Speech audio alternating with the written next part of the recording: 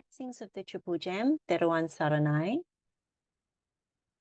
We are continuing with our series on profitable perceptions, which is based on the Buddha's teaching in the Dutiyasaññā Sutta. This is Anguttara Nikāya chapter 7, discourse number 49. Today's Dhamma session is on the perception of death, or maraṇasaññā in Pali.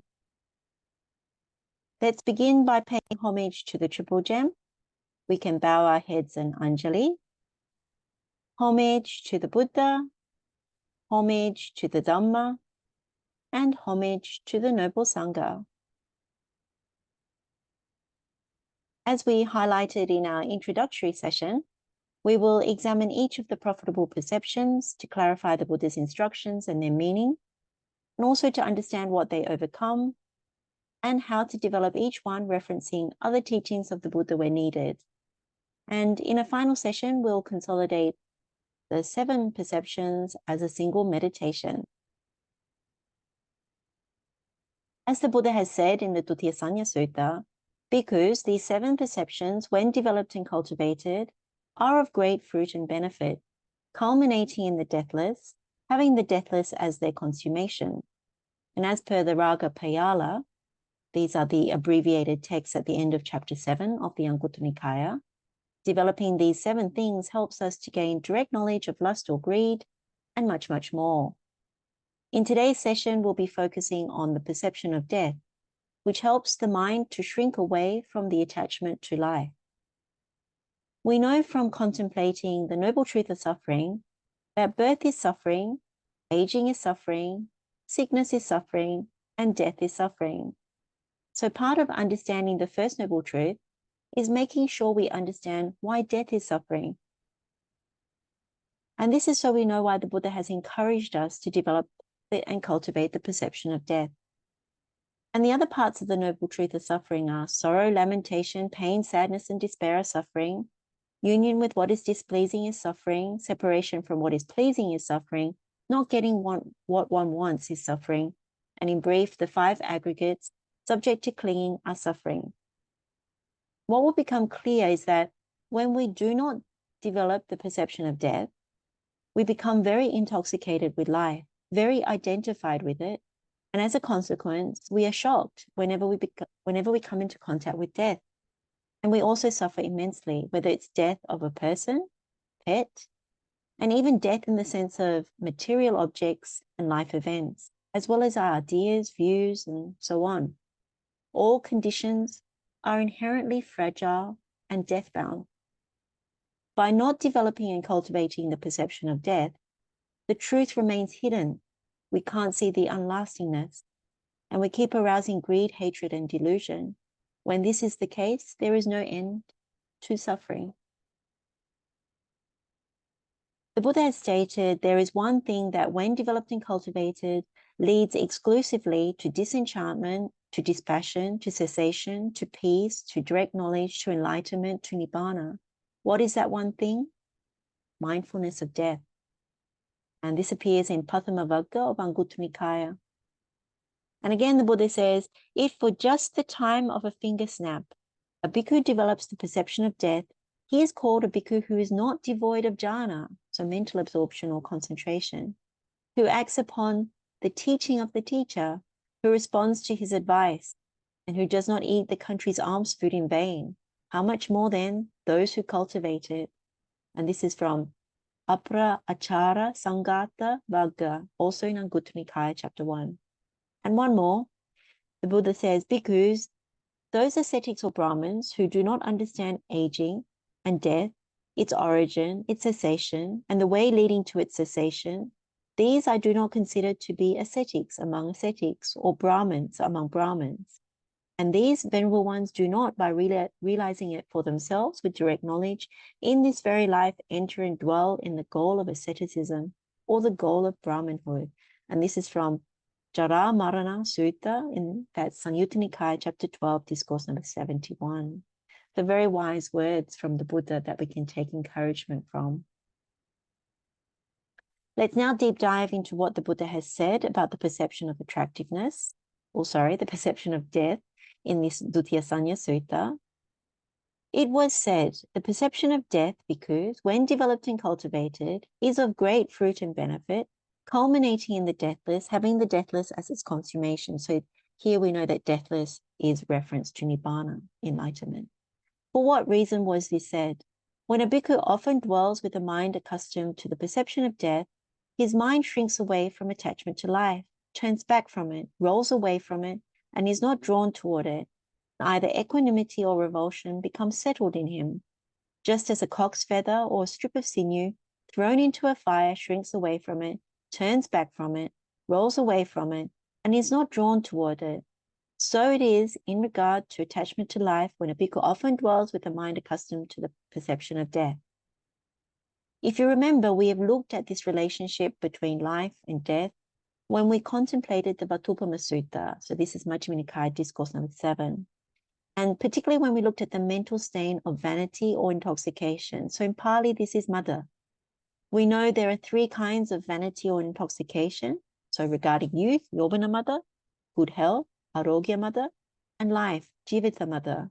So with respect to intoxication with life, when this defilement is active or has arisen in the mind, it covers the truth about death, or that we are of the nature to die. We get fully absorbed into what we're studying or our jobs or our families, our friends, colleagues, all of our plans for the future and so on. That's not to say we have to give up all these things, but it's important to see and understand that this kind of vanity or intoxication, if we breed it, can be detrimental to the spiritual path, to delay, to veer off, and to block the truth as it really is. If we were to contemplate that death is imminent, it's coming today, or tomorrow, then there is an immediate paradigm shift. Would we be so concerned about booking a holiday or buying the latest gadget or holding on to a grudge at work or going for a promotion or hoarding wealth? If we can't take it with us, then there is a paradigm shift. We can see even from this small contemplation or reflection that developing the perception of death can be really valuable. And while we live, it can be helpful in making wiser choices, not getting swayed by the worldly winds, and even towards better financial decisions. As we know from the 5 frequent contemplation, the Buddha has stated, during their lives, beings are intoxicated with life. And when they are intoxicated with life, they engage in misconduct by body, speech, and mind.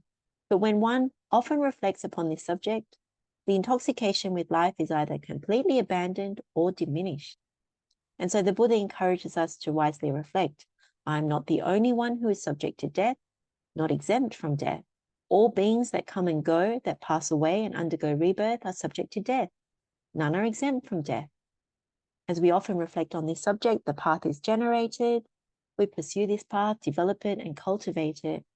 As we do so, the fetters are entirely abandoned and the underlying tendencies are uprooted. So it's a very powerful practice. King Pasenadiya Kosala, sometimes called King Kosala, once asked the Buddha in the Jarāmaraṇa Sutta, this is Samyutta Nikaya, chapter 3, discourse number 3, Venerable Sir, for one who has taken birth, is there anything other to expect than aging and death? And the Buddha's response was emphatic. For one who has taken birth, great king, there is nothing other to expect than aging and death. Even in the case of those affluent elites, rich with great wealth and property, with abundant gold and silver, abundant treasures and commodities, abundant wealth and grain, because they have taken birth, there is nothing other to expect than aging and death. And so you see here the Buddha is really highlighting that particular link in Paticca or dependent origination. If there's birth, then all we can expect is aging and death. And of course, if there's aging and death, then this whole massive suffering. Now, if we can expect aging and death, common sense would tell us to ensure that we fully understand this and not to allow ourselves to remain deluded or ignorant of the facts. However, when we look out into the world, all the focus is on what has happened or is happening in life, how much we're attached to life, what we have accumulated, and our primary focus is always on our plans for the future and what more we wish to accumulate or achieve. This is primarily how we spend our time, what we speak about, what we think about. So we could certainly say we are highly competent at life and living, and very unprepared for death. For example, when someone dies, we often talk with shock about the fact that they passed away. We say, how could this happen? It shouldn't be like this. And we tend to assign blame without understanding that we are all of the nature to die. And we also have a strong tendency to shine the spotlight on the dead person's life and what they achieved over the course of their life. And by doing so, cover up the truth about death. So this is not to dishonor what the person has achieved, but the fact that we shine the spotlight means that we cover up the truth about death. We don't even really mention it. We also don't understand that death can come at any age, not necessarily when we're elderly. The Buddha's teaching on karma would help us to understand this one better. And in most countries, we commonly don't get to see the dead body. It's usually covered or hidden from sight. And even if it is seen, it's been cleaned and dressed and made up. So we never get to see the true picture of death, what it really looks like, which is linked to the perception of unattractiveness of the body, which we looked at in part 2 of this series. Now, when we come into contact with someone who works at the cemetery or the morgue, we can indeed become very uncomfortable or even scared. We may immediately want that person to go away because of what they represent or remind us of, which is death. And talking about death as inevitable or something we should prepare ourselves for is usually taboo. Conventionally, we are typically steered away from such talk. It's like, oh no, why are you being so negative and morose? It's better to focus on life. Or someone says to us, that's not for polite conversation. When this is the case, no one will ever be ready to talk about death, let alone be ready for what happens at the point of death and beyond. From a Dhamma perspective, by ignoring death or the perception of death, intoxication with life becomes a major block on the spiritual path, and we are setting ourselves up for likely failure at the point of death. Throughout his teachings, the Buddha continually encouraged to ensure the perception of death is well established internally, because if we often dwell with the perception of death, then similar to the simile of the cock's feather or a strip of sinew thrown into the fire, our mind would shrink away, turn back, roll away, and not be drawn towards attachment to life. We would have more genuine equanimity regarding the swings and roundabouts of life. We wouldn't be so singularly focused on accumulating and fighting over material wealth, power, and achievement. And we would be prepared for our own death, as well as those of our loved ones.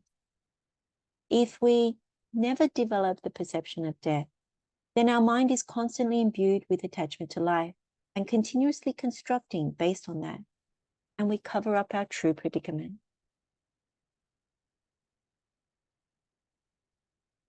So in part 2 of this profitable perception series, we looked at the perception of unattractiveness or foulness, so the asubha-saññā in Pali, and we highlighted that the first unprofitable direction, which begins with physical nutriment, so kabbalinkara hara, and because we have the perversion of attractive in the unattractive, sensual desire increases and expands because there is attachment or craving towards the physical nutriment or form.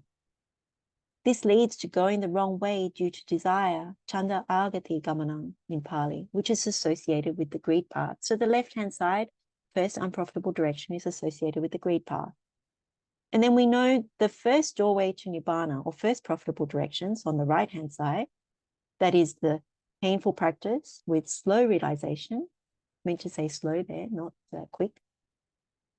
So this means that we dwell contemplating the unattractiveness of the body, perceiving the repulsiveness of food, perceiving non-delight in the entire world, contemplating impermanence in all conditioned phenomena, and we have the perception of death well established internally. In our previous session, we looked at developing and cultivating the perception of unattractiveness or foulness, and that was to overcome the perception of attractiveness or beauty. It is also possible to apply the perception of death thoroughly, because if we do so, then it also helps us to overcome the perception of attractiveness or beauty with regard to the body.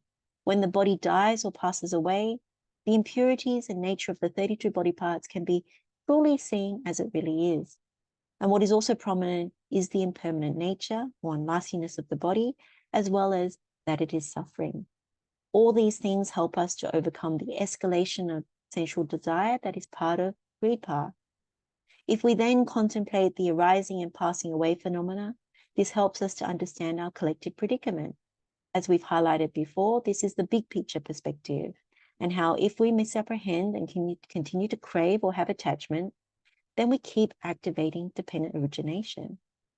The perception of death is important because it means that we're able to penetrate the arising and passing away phenomena and to see at least one link in dependent origination.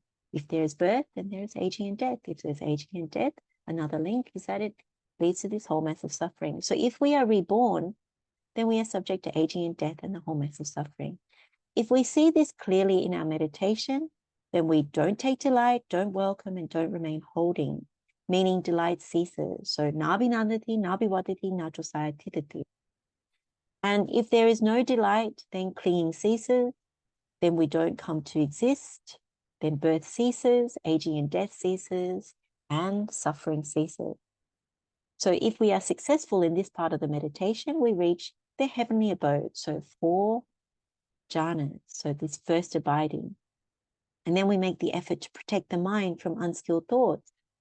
And we reach the first wonderful and marvelous idea, which is the noble truth of suffering. Here we remind ourselves again that birth is suffering, aging is suffering, sickness is suffering, and death is suffering. But this time, the contemplation is more powerful because we have already gotten our first taste of Nibbana by reaching the heavenly abode, the first abiding. So we genuinely realize that what is in the world is false and deceptive. And this is where we make the determination for truth, for what is not deceptive, and that is Nibbana. So what we can see from this reminder of the inside pathway for the first doorway to Nibbana, or first profitable direction on this right-hand side, is how powerful the perception of death can be towards developing the non-greed path. So how do we develop and cultivate the perception of death? There are a number of different ways that have been taught by the Buddha, so we'll mention 2 today. The first is from looking at the Mahasatipatthana Sutta, so Majjhima Nikaya Discourse number 10. And when we contemplate the body as body, it includes the 9 charnel ground meditations or contemplations. And in Pali, this is Kayanupassana Vasivatika Pabha.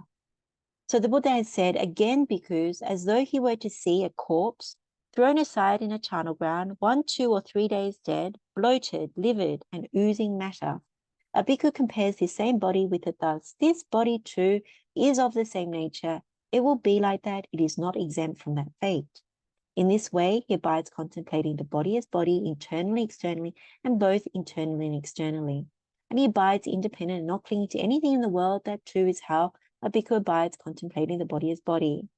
Again, as though he were to see, and this is the second contemplation, corpse thrown aside in a charnel ground, being devoured by crows, hawks, vultures, dogs, jackals, or various kinds of worms. A bhikkhu compares this same body with it thus. This body too is of the same nature. It will be like that. It is not exempt from that fate.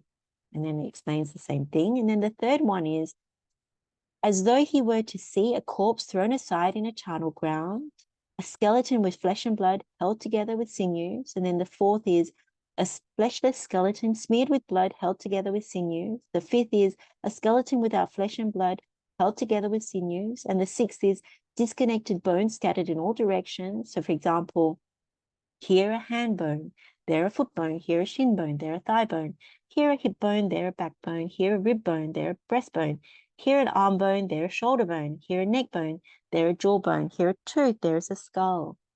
And so again, a bhikkhu would compare our body with it thus. This body too is of the same nature. It will be like that. It is not exempt from that fate. Again, explains as it goes in the sutta. And then the seventh one is, if one were to see a corpse thrown aside in a charnel ground, bones bleached white, the color of shells. And then the eighth one, bones heaped up.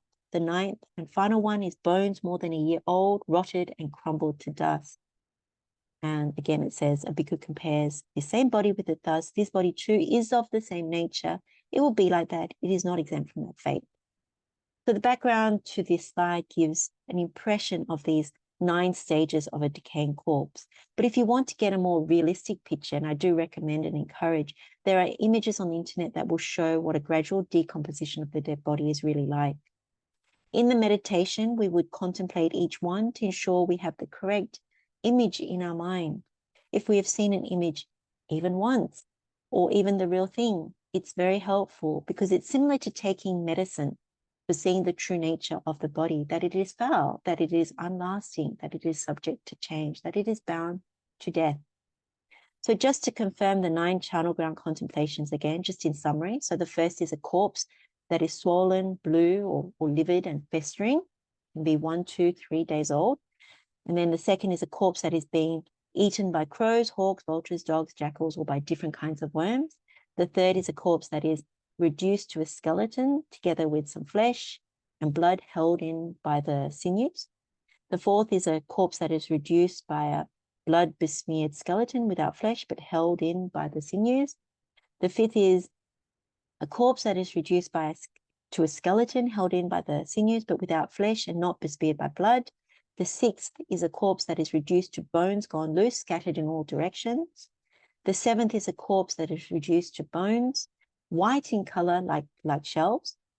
The ninth is a corpse that is reduced to bones more than a year old, heaped together. And the last ninth one is a corpse that is reduced to bones gone rotten and become dust or powder. And as we go through each one, we would compare that our body is of the same nature. We are not exempt from the exact same fate. So this is the correct perception of death that we're arousing. Another way to arouse the perception of death is, and we have examined this before, is to visualize a dead body in our mind, even one that has been festering for a few days. It could be someone that we know, such as a loved one who's already passed away, or someone else that we have actually seen. And we contemplate in our mind that we are visiting them at the funeral home or mortuary, and their body is lying there in front of us. Now, at the time, we think in accordance with the Buddha's instructions, and we think, my body is of the same nature, I will be subject to the exact same thing. And then we imagine that we lie down next to that body and contemplate that we too have passed away. And we think about, what if our dead body was lying there for a week or more? What would happen? Now, remember, as we take in these instructions, we are doing this contemplation to see the truth, because the Buddha says it's fruitful and beneficial, and it's not for any other reason.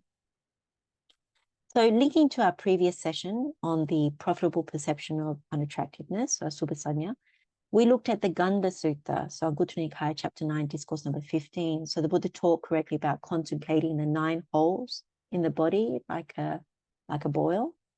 And so we have 2 holes for the nose, 2 holes for the ears, 2 holes for the eyes, 1 hole for the mouth, 1 hole where we urinate, and the last hole is where we defecate.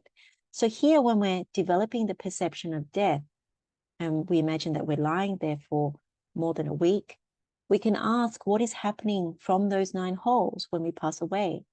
Then in our meditation, we would see all the impurities oozing or seeping from those 9 holes. Now, if we are developing the perception of death properly, then we may be fortunate enough to see other signs of decomposition of the body come or arise in our mind.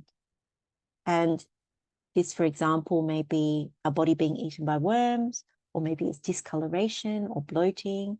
And if this is the case, then consider that as a real blessing, because we want to see the truth of how things really are with regard to the body. What we're really seeing is that death is dukkha. It is suffering. So where is the pleasurable feeling that we keep assigning to this life? Remember in our previous session, when we develop and cultivate the perception of unattractiveness or foulness, and we contemplate the arising and passing away of this form, it is possible to transform. Now, when we contemplate the perception of death correctly, we've been saying it's pleasurable, that there's pleasurable feeling, but then what we see is when we really arouse the perception of death correctly, then what happens is we can transcend the feeling that is associated with the form. Feeling because of form. If we contemplate arising and passing away phenomena of feeling at this point, then we would heavily incline towards cessation, because what we're really seeing is dukkha, dukkha bound. Death bound means dukkha bound. So we're reminding ourselves of dependent origination. And if we don't have the perception of death properly established, then we would take delight, welcome, and remain holding to feeling. So abhinandati, abhivadati, ajosayatitati. And because of craving, then there's delight. Delight is the condition for clinging. Clinging is the condition for existence. Existence is the condition for birth. And birth is the condition for aging and death and this whole mass of suffering. So if we correctly develop the perception of death, cultivate it, then we don't take delight, having seen the truth. If we have that wisdom, then we don't take delight, we don't welcome, don't remain holding to feeling, because we understand that it only leads to suffering. So if there is no craving, then there's no delight, meaning that cessation of clinging. With the cessation of clinging, we have the cessation of existence. With the cessation of existence, we have the cessation of birth. And with the cessation of birth, we have the cessation of aging and death. And of course, the cessation of suffering. Now, we've said before as well, the perception of death is one of the hardest to contemplate for most people in the beginning. Most of us have a block that can make it difficult to go there. For example, our mind says, I can't do this, or I don't want to do this. Or when we meditate, we fall asleep, or we have a very strong urge to get up and urgently go and do something else, or we feel physically sick. So I've previously given some advice around this because there was a question where someone asked, is there any advice on overcoming challenges with maraṇasaññā meditation? And it's worth taking a look at that Dhamma Q&A if you're having any difficulty. So I'll post a link when I post this. Once that initial struggle is overcome in developing the perception of death or even mindfulness of death, then there's a tremendous bounty that comes with being able to develop and cultivate this perception or to establish it well or thoroughly. The Buddha gave teachings to the bhikkhus on mindfulness of death as well, and these can be very helpful in arousing a sense of urgency. So they're in the Maraṇasaññā Sutta. There's 2 of them, and this is in chapter 6 of Anguttara Nikāya. The first one is discourse number 19. Here, on one occasion, the Blessed One was dwelling at Nādika in the brick hall. There, the Blessed One addressed the bhikkhus. And then the bhikkhus replied, Venerable Sir. And then the Blessed One said this, bhikkhus, mindfulness of death, when developed and cultivated, is of great fruit and benefit, culminating in the deathless, having deathless as its consummation. So we know deathless refers to Nibbana. So it's good to recognize that the Buddha is telling us that mindfulness of death will result in the deathless, which is pretty amazing. This makes sense if we understand that if we want to cease the process of dependent origination, because all conditions are actually deathbound in nature, they also have suffering nature. So if we correctly contemplate the perception of death or mindfulness of death, then we turn away from taking delight and clinging to anything, any condition that is deathbound. So then the Buddha asked the monks, but do you bhikkhus develop mindfulness of death? And so when this was said, the first monk said to the Blessed One that he does. And the Buddha asked, how do you actually develop it? And the first monk says, may I live just a night and day so that I may attend to the Blessed One's teaching. I could then accomplish much. It is in this way that I develop mindfulness of death. And then a second bhikkhu goes through the same thing and then says, they contemplate, may I live just a day so that I may attend to the Blessed One's teaching. I could then accomplish much. And then the third monk says that they contemplate, may I live just the length of time it takes to eat a single alms meal so that I may attend to the Blessed One's teachings. I could then accomplish much.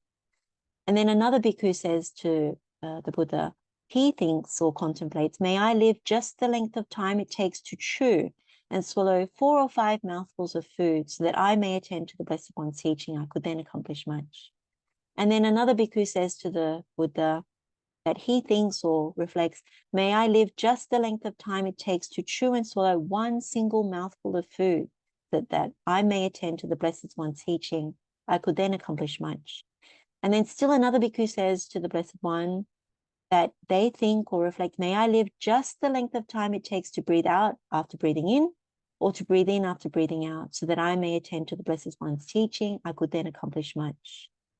And so when this was said, the Blessed One said to the bhikkhus, the bhikkhu who develops mindfulness of death, thus, may I live just a night and a day so that I may attend to the Blessed One's teaching. I could then accomplish much. And then the second one, the one who develops mindfulness of death, thus, may I live just a day so that I may attend to the Blessed One's teaching. I could then accomplish much. And then the third, the one who develops mindfulness of death thus, may I live just the length of time it takes to eat a single alms meal so that I may attend to the Blessed One's teaching. I could then accomplish much. And then the fourth one that says that they develop mindfulness of death thus, may I live just the length of time it takes to chew and swallow 4 or 5 mouthfuls of food so that I may attend to the Blessed One's teaching. I could then accomplish much. The Buddha says, these are called bhikkhus who dwell heedlessly or negligently. They develop mindfulness of death sluggishly for the destruction of the taints. But the bhikkhu who develops mindfulness of death thus, may I live just the length of time it takes to chew and swallow a single mouthful of food so that I may attend to the Blessed One's teaching. I could then accomplish much. And also the one who develops the mindfulness of death thus, may I live just the length of time it takes to breathe out after breathing in and to breathe in after breathing out so that I may attend to the Blessed One's teaching. I could then accomplish much. These are called bhikkhus who dwell heedfully or vigilantly. They develop mindfulness of death keenly for the destruction of the taint. Therefore, bhikkhus, you should train yourself thus. We will dwell heedfully or vigilantly. We will develop mindfulness of death keenly for the destruction of the taints. Thus, you should train yourselves. This teaching from the Buddha is very important because it corrects how we may go wrong with regards to how we've been or we are developing mindfulness of death. Most of our development is most likely sluggish and negligent. We lack a sense of urgency because we usually think, oh, we've got plenty of time. This will happen to someone else, not me. I'll think about this later. And so you can see we're not vigilant around mindfulness of death. This, when we wake up in the morning, it's not something we actually think about. During the day, we don't think about it. It's only when we encounter news of impending death or something that makes us fear death that we actually think about it. But even then, we don't have the correct perception of it. So in the first instance, it's really good to admit that we're negligent and also that we're sluggish regarding mindfulness of death. Because if we admit it, then at least we have the chance to look at how busy we are and to actually see, oh, I can do better. And if you just admit that most of the time we're so imbued in what's happening in life, we're so busy, next thing to the next thing to the next thing, then at least we can make that admission. And then when we do sit down, or whatever posture we're applying to do our meditation, and this is to develop and cultivate mindfulness of death or perception of death during that time, then we need to develop it keenly and to be vigilant around it as the Buddha has instructed, particularly when we meditate, because whether it's the length of time to chew or swallow 1 mouthful of food, or the length of time to breathe out after breathing in, or to breathe in after breathing out, this is how urgent and impending we need to perceive or have mindfulness of death. So the key here is always to arouse a sense of urgency in our meditation, recognizing that death may come at any moment. It immediately diminishes our attachment to life and lessens that attachment. So it can be very, very helpful. And then in the Dutiyasaññā Sutta, so this is chapter 6, discourse number 20 of Anguttara Nikāya, the Buddha is again arousing a sense of urgency by applying a similar but different reflection. So it says, on one occasion, the Blessed One was dwelling at Nādika in the brick hall. There, the Blessed One addressed the bhikkhus. Bhikkhus, mindfulness of death, when developed and cultivated, is of great fruit and benefit, culminating in the deathless, having deathless as its consummation. And how is this so? In this instance, the Buddha says, here, bhikkhus, when day has receded and night has approached, a bhikkhu reflects thus, I could die on account of many causes. 1, a snake might bite me, or a scorpion or a centipede might sting me, or I might die. That would be an obstacle for me. 2, I might stumble and fall down. Or 3, my food might disagree with me. Or 4, my bile might become agitated. Or 5, my phlegm might become agitated. Or 6, sharp winds in me might become agitated, and I might die. That would be an obstacle for me. This bhikkhu should reflect thus, do I have any bad, unwholesome qualities that might not have been abandoned, which might become an obstacle for me if I were to die tonight? If upon review, the bhikkhu knows I have bad, unwholesome qualities that might not have been abandoned, which might become an obstacle for me if I were to die tonight, then he should put forth extraordinary desire, effort, zeal, enthusiasm, indefatigability, mindfulness, and clear comprehension to abandon those bad, unwholesome qualities.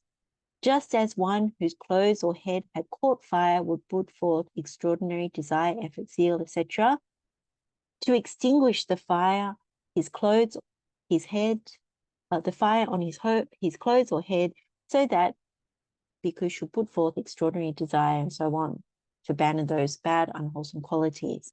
But if upon review the bhikkhu knows thus, I do not have any bad, unwholesome qualities that have not been abandoned, which might become an obstacle for me if I were to die tonight, then he should dwell in that same rapture and gladness, training day and night in wholesome qualities. And then the Buddha said the same thing, or the same reflection, for when night has receded and day has approached. So the key here is he's lighting a fire under us to realize that we can die of any causes. Anything could befall us, and we must remember that. So when we know that, it's very good to unabandon bad, unwholesome qualities, because that's the greed, hatred, and delusion part.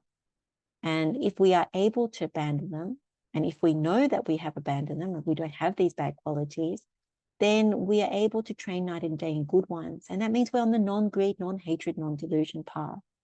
So there's two things that the Buddha is really asking us to reflect. The first is to reflect that death can happen due to unexpected causes. And the second one is about these bad, unwholesome qualities that haven't been abandoned, and to make sure we review and remove them if they are there, using extraordinary effort, zeal, desire, and so forth. Similar to if our head or our clothes were on fire, how we would extinguish that fire. And then when we review and it's not there, then we're happy. We dwell with rapture and gladness. And so we train in the non-greed, non-hate, and non-delusion part towards Nibbana. So we can see again how important a sense of urgency is with regards to mindfulness of death. And I think we can all admit that we don't have that sense of urgency when we go about our day-to-day business. So it's quite apparent when we don't develop and cultivate this correctly. We don't prioritize hearing, learning, practicing, and penetrating noble Dhamma. We don't make the time for it. Instead, what we do is we make excuses, we prioritize other things, because those things appear far more important to us. And this is normal. This is the convention. So, and this is particularly true when we don't heed the Buddha's words. So this is the encouragement for us. However, if we do take the time to contemplate the Buddha's teachings, then it can be very fruitful and beneficial, as the Buddha has said. Okay, so let's go back to the Dutiyasaññā Sutta and continue with what the Buddha has said in regards to the perception of death. If when a bhikkhu often dwells with a mind accustomed to the perception of death, his mind inclines to attachment to life, or if he does not turn away from it, he should understand, I have not developed the perception of death. There is no distinction between my earlier condition and my present one. I have not attained the fruit of development. Thus, he clearly comprehends this. So again, this is like the Buddha giving us a check of how we've done with our meditation, how well we've developed the perception of death, whether we've done it properly. So here we would have done the 9 charnel ground contemplations, or we would have imagined a dead body and then lying next to it, and to see whether our mind inclines to attachment to life. And if we don't turn away from life, then we need to recognize that we haven't developed the perception of death properly, or the way we have contemplated or applied the Dhamma is wrong. Because we can see if we're still attached to life, then there's no difference, there's no distinction in our mind before and after our contemplation. So there's no fruit of development. So it's good to go back and review where we went wrong. Sometimes what happens is we may think we're developing the perception of death, yet we might still be thinking, oh, that person has died over there, but I'm alive, I'm okay. Or we might think, that's not going to happen to me, at least not for a long time. And so whatever the case may be, it's important to correct any flaws in the contemplation. Or sometimes also we might do the 9 charnel grounds, but we list them out, but we don't reflect that I'm of the same nature, I'm not exempt from that, that is my same fate. And so we're not connecting in that way. So we might be thinking about it, but we're not connecting with our own actual physical form. So it's important to correct these things and then do the meditation and see whether there's any distinction. So then the Buddha has said, but if when he often dwells with a mind accustomed to the perception of death, his mind shrinks away from attachment to life and either equanimity or revulsion becomes settled in him, he should understand, I have developed the perception of death. There is a distinction between my earlier condition and my present one. I have attained the fruit of development. Thus he clearly comprehends this. So in contrast to the earlier one we just went through, after contemplating, if our mind shrinks away from attachment to life, we're not drawn toward it, and either equanimity or even revulsion settles in us, then we understand that we've developed this perception of death properly, because there's a difference. And so there's fruit of development.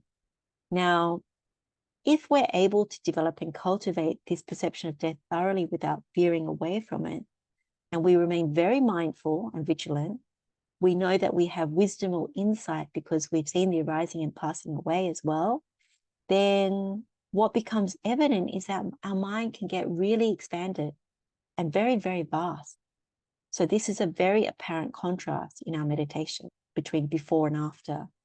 If you think about the earlier condition, like prior to doing this perception of death correctly, what normally happens is when we encounter death, we're fearful, we're troubled, and the mind does not expand or grow vast. It gets very small, and there's no wisdom around death. So when we have attained the fruit of development, the mind expands and gets very vast, and so we know that the mind is happy and concentrated. So that's how we know that we've developed it well. And then the Buddha says, when it was said, the perception of death, because when developed and cultivated, is of great fruit and benefit, culminating in the deathless, having deathless as its consummation. It is because of this that this was said. And the Buddha has confirmed that really Nibbana is the final goal and accomplishment of this. And why has the Buddha really said this? It means that we've cultivated it properly. So we understand feeling due to form. We understand that if we misapprehend feeling due to form, then this is how we come to arise in this samsaric predicament.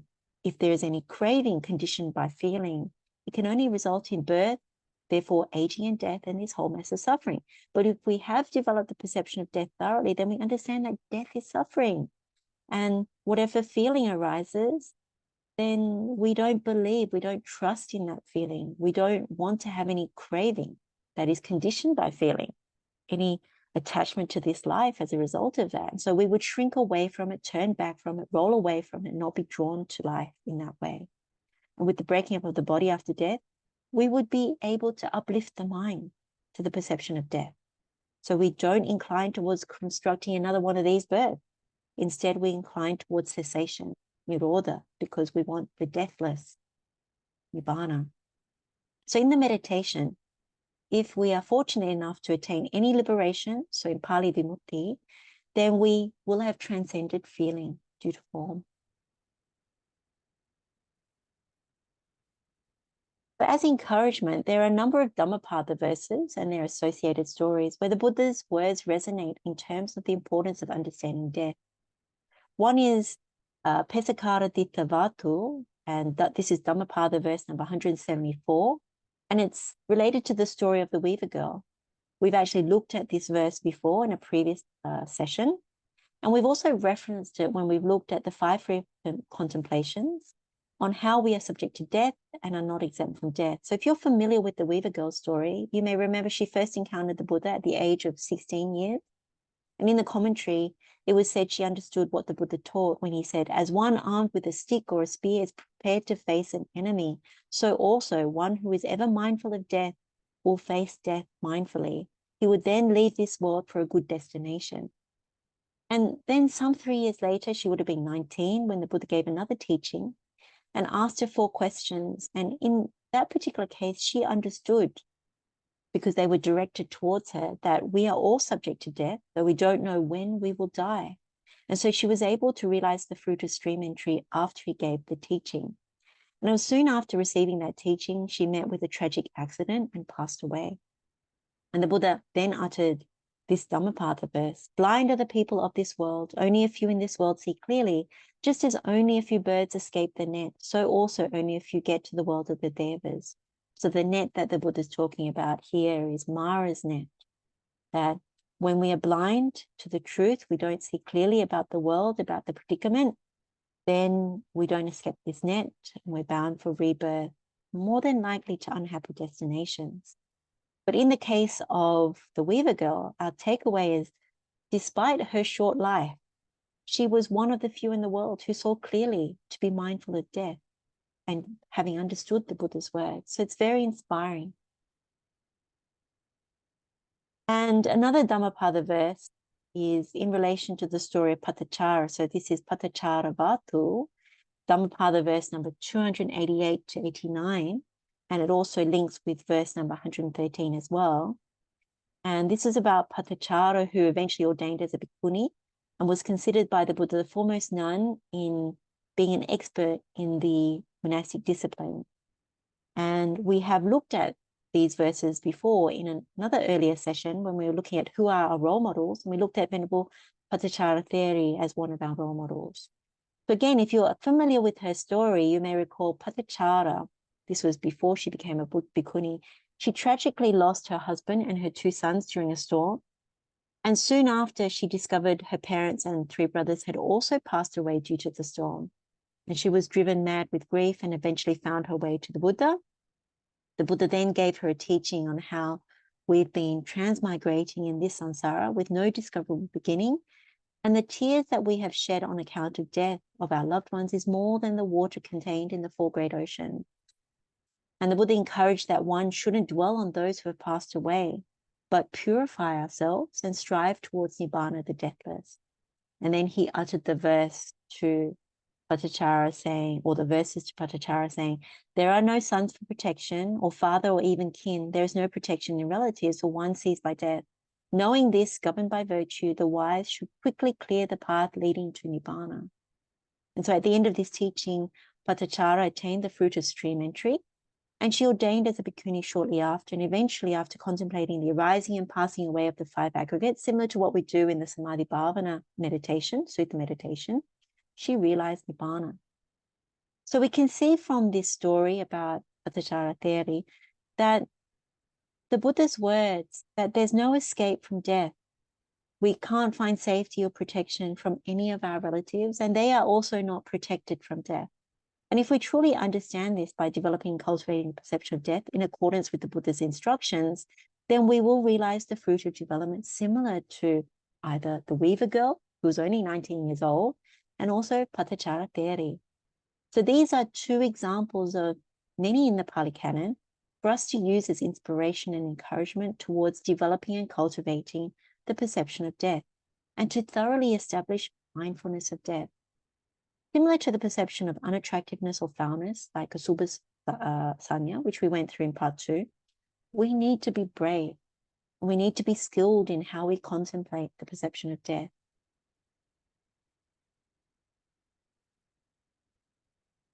So we've now come to the end of this session on the second of the 7 profitable perceptions, so the perception of death, maraṇasaññā in Pali. Let's express gratitude to the Buddha for these powerful teachings. Let's also express gratitude in our mind to our other teachers, parents, and good friends who encourage us on the Noble Eightfold Path. We can now share merits with all sentient beings. May all beings be happy and well. May all beings be free from suffering. Blessings of the Triple Gem to all of you, wishing you all well. May you gain what is useful from the Buddha's teachings in our session today, and continue to develop and make progress on the Noble Eightfold Path, and continue to grow in noble quality. Teruan Saranai.